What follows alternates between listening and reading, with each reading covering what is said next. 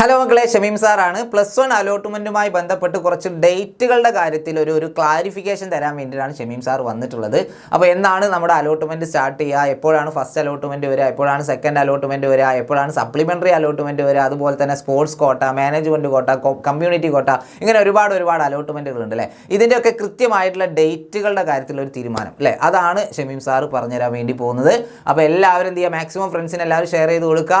പിന്നെ നിങ്ങൾ +1 സയൻസ് എടുക്കുന്ന മക്കളാണെങ്കിൽ ഒരിക്കലും ഈ 2 ലൈവുകൾ നിങ്ങൾ മിസ്സാക്കി കളയരുത്. നമ്മുടെ +1 സയൻസ് ചാനലിൽ 2 ലൈവ് ഷെഡ്യൂൾ ചെയ്ത് വെച്ചിട്ടുണ്ട്. +1 90% മാർക്ക് വേണ്ടവർക്ക് അറിയുക. +1 നിങ്ങൾ സയൻസ് എടുക്കുന്ന മക്കളാണെങ്കിൽ ബാച്ചിൽ ജോയിൻ ചെയ്തവരും ചെയ്യാത്തവരും എല്ലാവരും എന്ത് ചെയ്യണം, ഞായറാഴ്ച കൃത്യം 7 മണിക്കുള്ള ഈ ഒരു ലൈവിലും, അതുപോലെ തന്നെ ബാച്ചിൽ ജോയിൻ ചെയ്തവരും ചെയ്യാത്തവരും നിർബന്ധമായിട്ടും നമ്മുടെ ബാച്ചിൽ എന്തൊക്കെയാണ് നടക്കാൻ വേണ്ടി പോകുന്നുള്ള കാര്യങ്ങൾ അറിയാൻ വേണ്ടിയിട്ട് തിങ്കളാഴ്ച 7 മണിക്കുള്ള നമ്മുടെ ബാച്ച് ഓറിയൻറ്റേഷൻ ലൈവിലും നിങ്ങൾ എന്ത് ചെയ്യണം, വരണം. കൃത്യമായിട്ട് മനസ്സിലാക്കുക എന്തൊക്കെയാണ് നമ്മുടെ ബാച്ചിലൂടെ നിങ്ങൾക്ക് തരാൻ വേണ്ടി പോകുന്നുള്ളത്. ഓക്കെ, അപ്പോൾ ഈ 2 ലൈവ് ആരും മിസ്സാക്കിയുള്ളത് ഇപ്പോൾ തന്നെ എന്ത് ചെയ്യുക, ഈ ഒരു ലൈവിൽ പോയിട്ട് ക്ലിക്ക് ചെയ്യുക, എന്നിട്ട് ലൈക്ക് ചെയ്യുക, മാക്സിമം ഫ്രണ്ട്സിനെ ഷെയർ ചെയ്ത് കൊടുക്കുക. നമുക്ക് അഗ്നി ബാച്ചിലൂടെ ലൈവായിട്ട് തന്നെ പഠിക്കാം.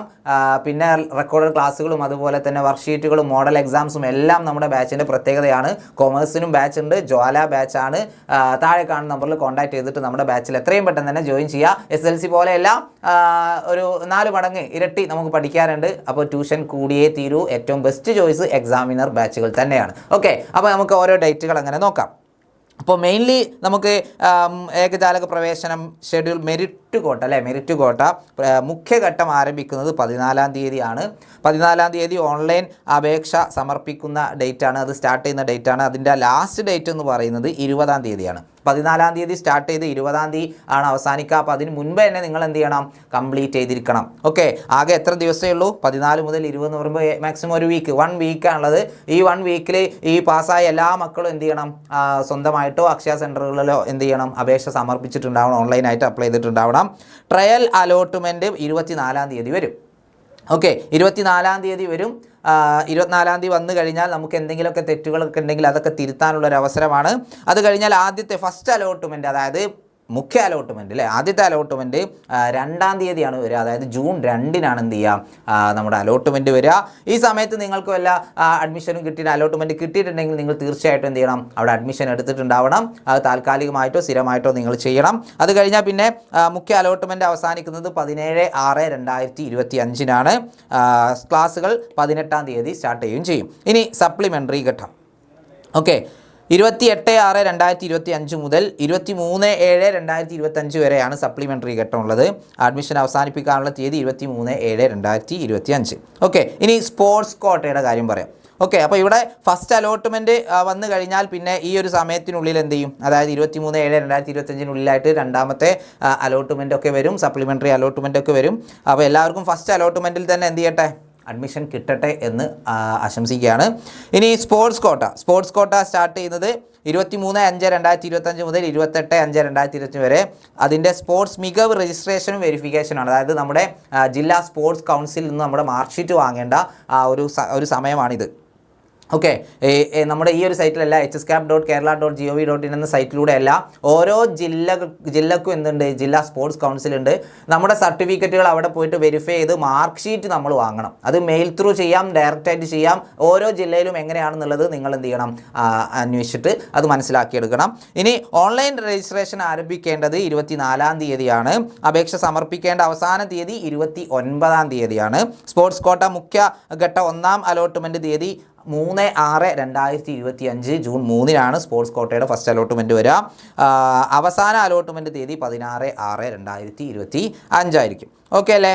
യെസ്. അടുത്തത് സപ്ലിമെൻ്ററി ഘട്ടം. സ്പോർട്സ് മികവ് രജിസ്ട്രേഷനും വെരിഫിക്കേഷനും ഫസ്റ്റ് ടൈമിൽ ആർക്കും ചെയ്യാൻ പറ്റിയില്ലെങ്കിൽ സപ്ലിമെൻ്ററി ആയിട്ട് 18/6/2025 മുതൽ 20/6/2025 വരെ രണ്ടാമതൊരു അവസരം കൂടി കിട്ടും. അതിൻ്റെ ഓൺലൈൻ രജിസ്ട്രേഷൻ ആരംഭിക്കേണ്ടത് 19/6/2025 അതുപോലെ അപേക്ഷ സമർപ്പിക്കേണ്ട അവസാന തീയതി 21/6/2025. സ്പോർട്സ് കോട്ട സപ്ലിമെൻ്ററി അലോട്ട്മെൻറ്റ് 25/6/2025 വരും. അവസാന പ്രവേശന തീയതി 26/6/2025.